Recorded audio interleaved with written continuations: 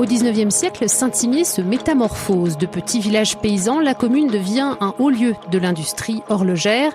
C'est dans ce contexte que des ouvriers jurassiens, actifs au sein de la Première Internationale, décident de faire scission pour créer un mouvement anti-autoritaire. 2 ans plus tôt, ces artisans horlogers avaient rencontré pour la première fois un certain Mikhail Bakounine, un révolutionnaire russe avec une aura redoutable, comme le racontait sur notre antenne en 2014 Marianne Henkel, coordinatrice du Centre international de recherche sur l'anarchisme à Lausanne.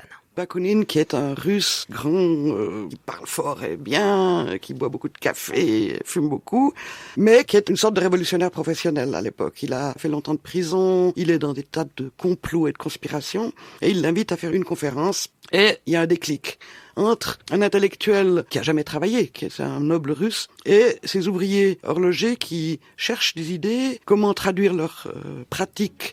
Et ça se met à fermenter, au point que quelques années plus tard, on organise des réunions internationales dans ce vallon perdu où il n'y a même pas de train pour arriver. Et on fait venir des gens d'Espagne, d'Italie, de France, d'un peu partout, pour s'organiser au niveau international. En 1872, Bakounine est exclu par Marx de l'Internationale des travailleurs. Le révolutionnaire russe et les ouvriers jurassiens tiennent alors leur propre congrès à Saint-Imier qui pose les bases de l'anarchisme. Jean-Christophe Angot, maître de conférences de philosophie à l'École normale supérieure de Lyon, spécialiste de Bakounine. Le mouvement anarchiste qui émerge dans la lignée du congrès de Saint-Imier, il défend 2 choses. D'une part, l'idée d'une solidarité économique entre les travailleurs, donc opposée à l'idée d'une prise de pouvoir politique, et d'autre part, l'idée d'une organisation fédéraliste, finalement, non centralisée du mouvement ouvrier. Marx propose de s'emparer du pouvoir politique. Ce n'est pas l'avis de Bakounine et des ouvriers de Saint-Imier qui veulent en finir avec l'État, synonyme d'oppression selon eux. Et c'est ça, disons, le grand reproche que Bakounine adresse à Marx à cette époque. C'est l'idée sur laquelle vous vous orientez vers la conquête du pouvoir, mais évidemment, cette conquête du pouvoir va faire naître ce qu'il appelle, lui, une bureaucratie rouge. C'est d'ailleurs pourquoi on a parfois considéré que les textes de Bakounine avaient quelque chose de prophétique sur l'avenir du mouvement socialiste. Comment expliquer que les thèses libertaires aient pris auprès des travailleurs de Saint-Imier ?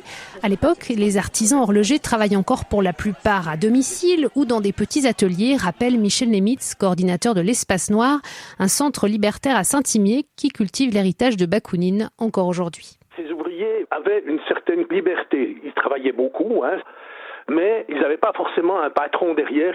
Ça leur permettait de discuter entre eux en toute liberté.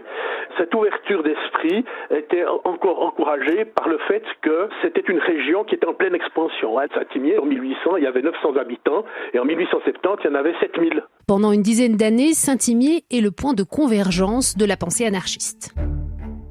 D'ailleurs, pour Marx, quand il parlait d'un anti-autoritaire, que ce soit un Espagnol ou un Italien, il disait celui-là, c'est un Jurassien. On y édite un bulletin d'information qui relie les militants aux 4 coins du monde. Puis le mouvement à Saint-Imier s'essouffle. Mais Bakounine, qui a vécu longtemps en Suisse, y a laissé aussi une autre empreinte sur des jeunes Russes, notamment des femmes venues étudier à l'université de Zurich à la fin des années 1860. Le gouvernement russe, qui a peur de la radicalisation de ces jeunes, les rappelle au plus vite. Mais les étudiantes offusquées vont suivre, une fois rentrées en Russie, les idéaux de Bakounine et venir grossir les rangs des mouvements révolutionnaires qui se développent à grande vitesse dans leur pays.